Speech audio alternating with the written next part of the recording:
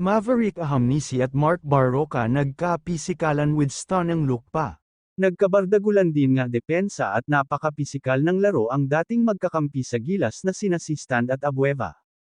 Napatuwa at napahiga na lang sa upuan si Calvin Abueva habang si Paulny naman sumakit din ang ulo nito. Mga perkoy, hito't panoorin ninyo kapana-panabik na labanan ng Hinebra kontra Magnolia, isa na naman itong klasikong laban.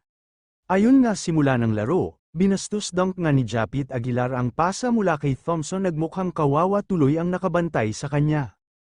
Nakaganti din ng 4 na magkasunod na play, sa katauhan ni Barroca at De La Rosa ang Mags. Siyempre Scotty Idol nakagawa pa ng hustle play sa ilalim, may 3 pa nakabantay, pumukol pa ulit ng 3-point pagbalik. Chris Newsom maagang nagpakita ng galing sa shootout, maraming pinukol na 3-point shot, kaya naman pagkatapos ng first quarter lamang sila ng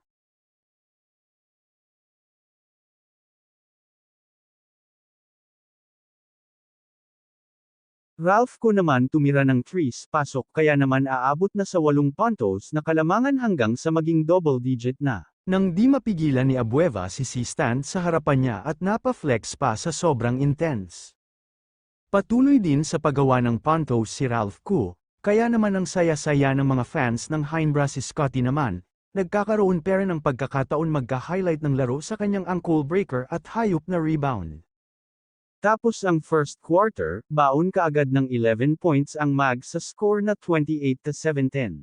Simula nga ng second half, nagkaroon ng run ng Magnolia sa pang-anggo ni Dionisio at Calvin Abueva. Nagalit nga dito si Tim Cone kasi di madepensahan ang dalawang mamanate sa Hinebra.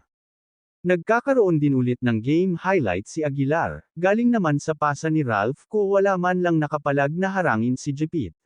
Paulny napapihit na lang sa ulo sa sobrang inis sa sarili nang ma-foul niya sa 3-point area si Mav. Patuloy pa rin ang pananalasa sa koponan ng Hinebra sa kalaban, si Stand naman wala pa ring makakapigil sa galing at gigil nitong talunin ang Magnolia, kaya naman tapos ang second half malaki ang naging kalamangan, 52-36 naman ang score. Third quarter, mainit pa rin sa opensa ang Hinebra sa pangunguna ni Japit at si Stand. Nagkaroon din naman ng run ang Magnolia, sa pangunguna naman ni Barroca at Dionisio. Pero binawian din sila kagad ng 3-point shot galing kay Scotty para mapahinto ang momentum nila, at dito na nga nagkapisikalan sina Abueva at si Stand na dating magkakampi sa national team, pareho sila nakatanggap ng penalty, si Abueva naman napatawa at napahigi na lang sa upuan dahil sa kaiinis sa nangyari sa game. Sobrang saya nga ng mga kakampi ng Hinebra sa nangyaring lamang, Ralph Ko parang di papaawat sa pagkamoda ng bola matapos nga ang third quarter ay lamang parang ng Hinebra sa score na 80-58. Final quarter, di pa nawawala ang init na ipinakita ng laro sa Hinebra. Dito nga nagkainitan sina Mav at Barroca. Medyo kung napapansin natin na iinis na talaga ang magsa player ng Hinebra, dahil dito tumira pa ng malupit na 3-point Ahamnisi at nagkatinginan pa sina Barroca at Mav, parang gusto sabihin ni Ahamnisi kay Kobe Prince na matanda ka na chong.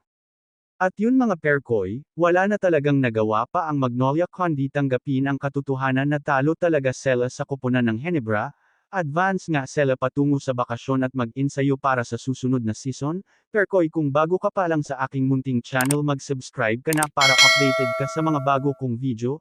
Salamat po.